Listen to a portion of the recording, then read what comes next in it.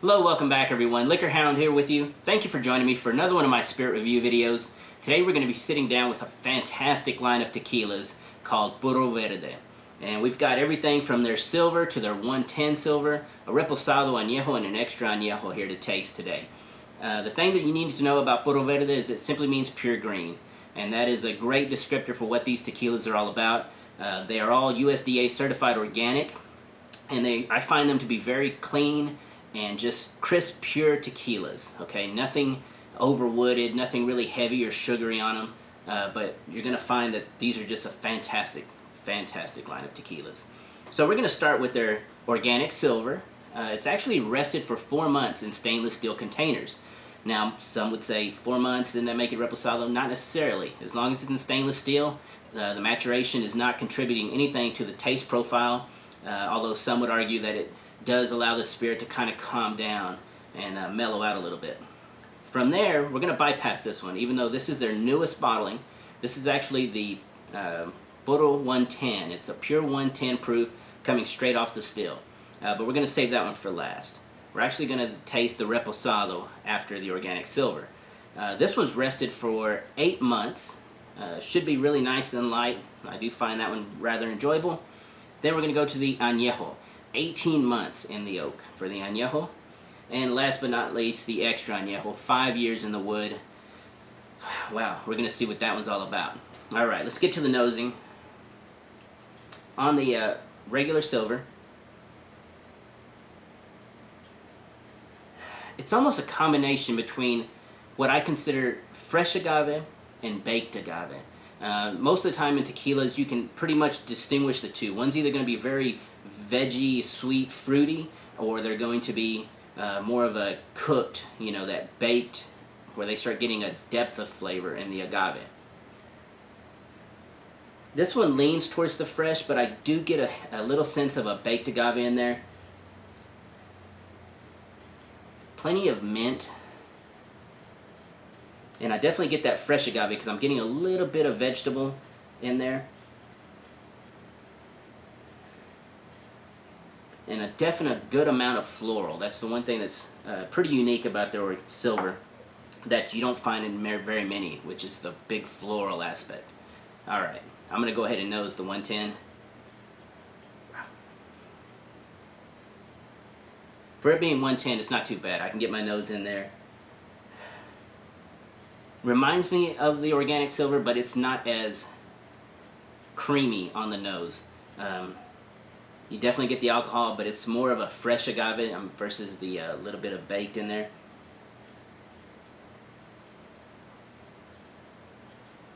Again with the floral and the mint. Alright, Reposado. Let's go ahead and look at the colors on these while we're at it. Very light for Reposado, but that's not a bad thing.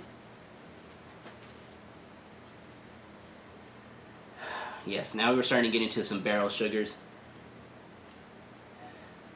Still very fresh on the agave. The mint is still there. It's almost combining into the oak and the mint are almost combining to what reminds me of a cedar note. But it definitely smells a little sweeter, so very nice. Alright. Añejo. Let's take a look at that one. Alright. On the nose. Wow. The cedar is bumped up a notch on this one. Still with the mint, the floral. The fresh agave is still maintaining very crisp. It's not... Sometimes with añejos or extra añejos, you can just start getting kind of a musty, really earthy tone where they're starting to deepen out because of the amount of time in the wood. Not with this one. We are starting to get a little bit of a honey note.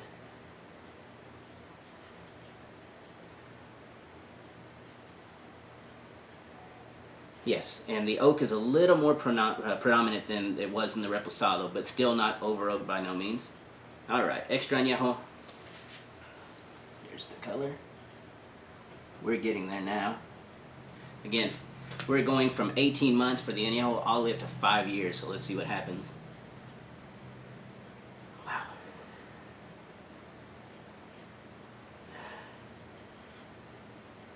Wow, it's not getting over oaked. That's amazing to me.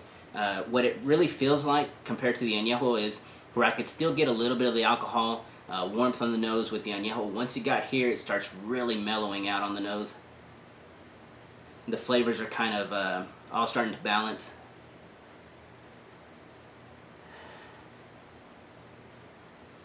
It's getting more from the fresh agave. It's still got a little fresh note to it, but it's definitely getting more towards like a caramelized baked agave. The cedar that I was getting more in the Reposado and Añejo is back to transforming back into more of an oak note on this one. The honey is bumped up. And just overall, just a little bit sweeter. You also start to get a caramel note on this one. That's contributing to that sweetness. Alright, let's go to the tasting. The organic silver.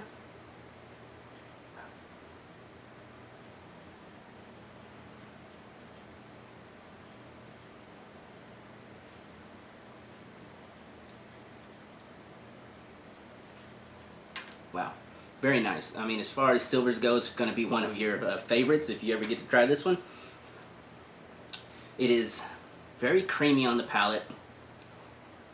It's got a really, that fresh agave is definitely there because you do get a little bit of that green vegetable feel to it. It just reminds you of, you know, what you're expecting from a fresh piña that's been cut up, baked, distilled, coming straight off. The mint note is definitely there. And again, that floral aspect is coming through right through on the palate. The one thing I would say about their silver is, I think if they are resting it for those 4 months in the stainless steel, it's really helping it because I think it's getting the alcohol to calm down on their silver. Of course, this one's definitely going to be there, but for that one, very, very mild and creamy, and yet flavorful for a silver or Blanco tequila. Alright, so now we're going to step up to the Reposado. Okay.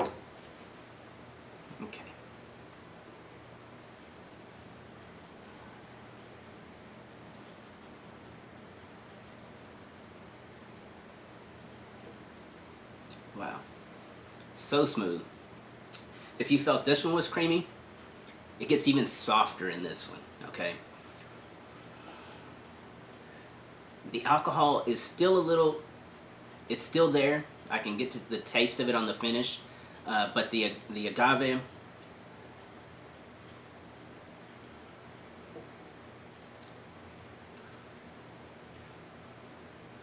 just a subtle hint of honey,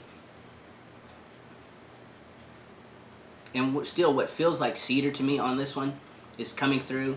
It's not big and bold yet. It hasn't had enough time in that wood to get there as far as being super heavy as far as Reposado. Very nice and light. This thing would work fantastic as a sipper or as a mixer. Normally I don't recommend mixing Reposados, but in this case you could go either way. Very versatile. Alright.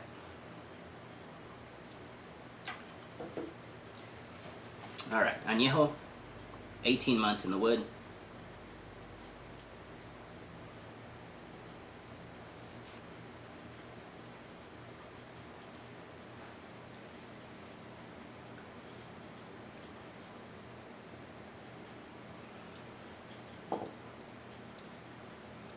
You can definitely tell there's a more of an oak influence here. It still leans towards a fresh agave to me than the baked. There's a caramel note that's starting to kick in. What I smelt and I felt on the nose was honey. It's feeling more like caramel on the palate.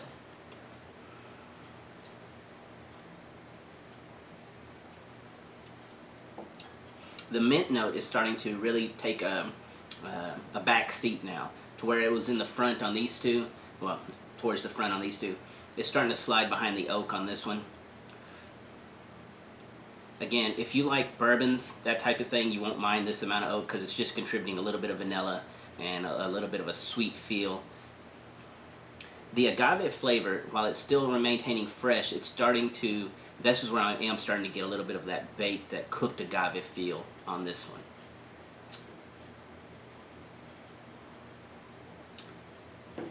Alright, extra Añejo, 5 years.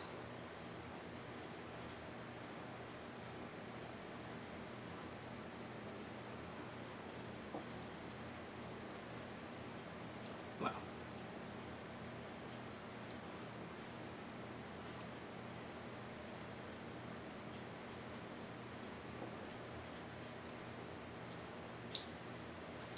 That's wonderful for an extra añejo. It's sweet. It's starting to get the honey. The caramel notes are equally there. The agave, even though I felt like this one was starting to get baked, you would think that this one's definitely going to get darker and heavier. It hasn't. The agave is still maintaining very fresh and nice on the palate. The honey and the caramel are working nicely. The floral is still maintaining in the very background, but I think here the oak is contributing a lot of vanilla and sugars to it. It has given it a chance to really, all the flavors have melded together very, very nicely in this extra añejo, where it's gotten so smooth, so easy to drink.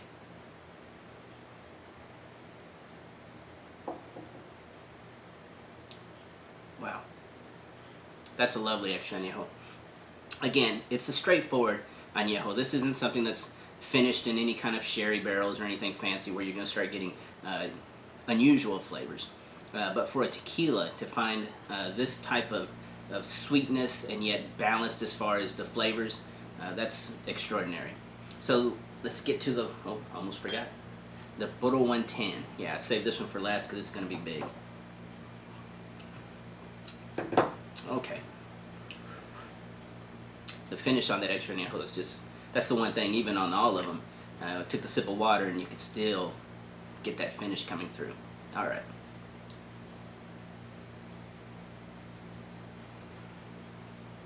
Wow.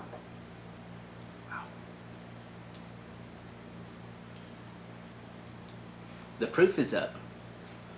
The mint is actually bumped up. It feels like this one, but it's still creamy. But you can tell the heat's bumped up just a notch, but so are the flavors. Wow.